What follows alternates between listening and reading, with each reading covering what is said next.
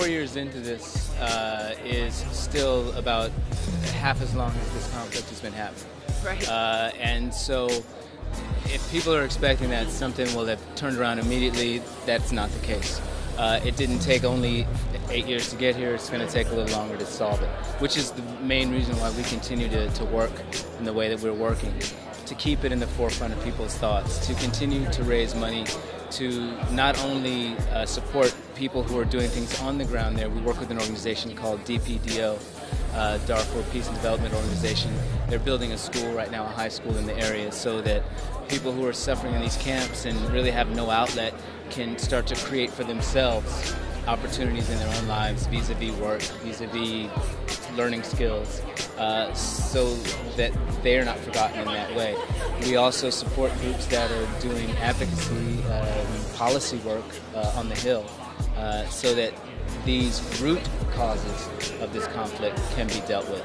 And like I said, it's an ongoing process. It's something that is going to take sustained attention, and that's why we're here again. I think, America has always been a major player in any of the negotiations toward that effect, especially in Sudan, especially in Darfur.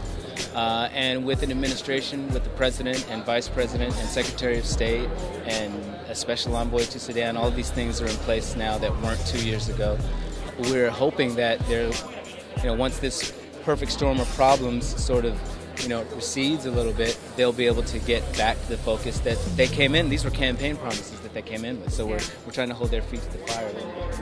I personally think anything that's long-term conflict is hard to keep in the news. The news likes news stories. So, a good example would be, before the Darfur crisis, there was a war that lasted 20 years in South Sudan, and you just never heard about that. And that was just going on for a very long time, the conflict between North and South. The Darfur crisis broke out. There was about a year where it was sort of a pet, of the media, and people were really talking about it, and there was a lot of events for Darfur, and people were very passionate about it. And then it goes on for a while, and people go, oh, look at that over there. Like, there's a new bright, shiny thing over there. And or usually a new dark messed up thing over there, exactly. So, animals covered in oil, or earthquakes, or, there's a lot of stuff that happens.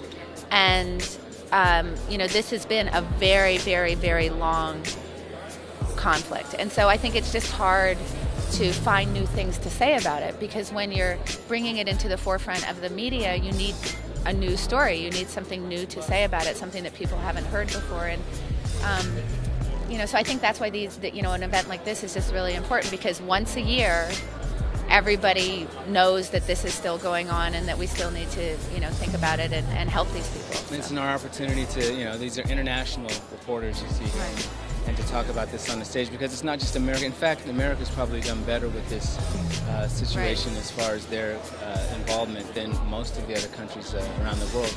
And unfortunately, a lot of the other countries think of this as America's sort of pet issue. Right. So, yes, is it an uphill climb? Absolutely. Is it something that, you go, wow, we took 2 steps forward and took 2 steps back, and it continues to have that shape? Yes. But I think every problem that has ever been solved actually does have a similar trajectory until that something creates a tipping point, and then things get solved. Darfur Peace and Development Organization has been a really amazing partner, because they're creating sustainable solutions for the people within Darfur. Building a high school, creating trade programs, trade training, like basket weaving, for example, for the women of Darfur, so that those people can learn to sustain themselves. I mean, all the money in the world doesn't help if the people within the country aren't educated and can't create solutions for themselves. So I think that's been a really amazing partner. We're going to continue to support them.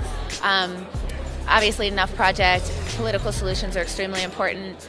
Refugees International, that advocates for the refugees to make sure that we have good counts on the refugees, that refugees are getting the aid that we need, that Congress is aware of the problems and what those people need is extremely important.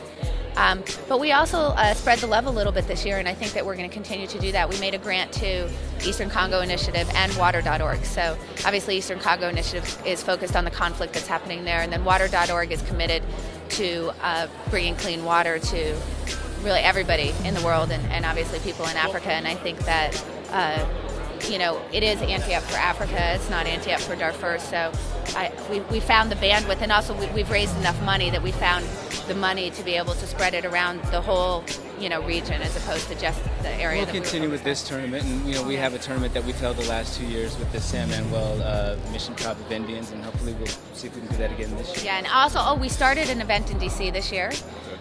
We did our first event this year, this spring. We're going to be definitely doing a second event. Don had a conflict last year because of Iron Man. Yeah, but I'm sure he'll be going this year. And we had members of Congress there. Senator Robert Menendez came. Representative Joe Barton was there. There was some other. But I had the pleasure of meeting George Stephanopoulos when I did a Good Morning America piece, and he's actually very passionate about the issue, and he's promised to come to the next event, and getting that kind of attention in DC with the policymakers is. I don't care how much money we raise at that event. We raise a good amount of money there. The awareness and getting that in front of the policymakers and the media that's in DC is so amazing for us. So we'll do we're going to be doing our second event and our there this year. WSOP Europe. We're going to be doing one there. We may do one during Aussie Millions. We have a lot of opportunities. And we're also, Harris is expanding their partnership with us, not just through WSOP Europe, but they're going to be doing an event at the Harris in Atlantic City as well. So they're really committing in a larger way to us this year to spread around to other properties and other events that they have. So they're just an amazing partner.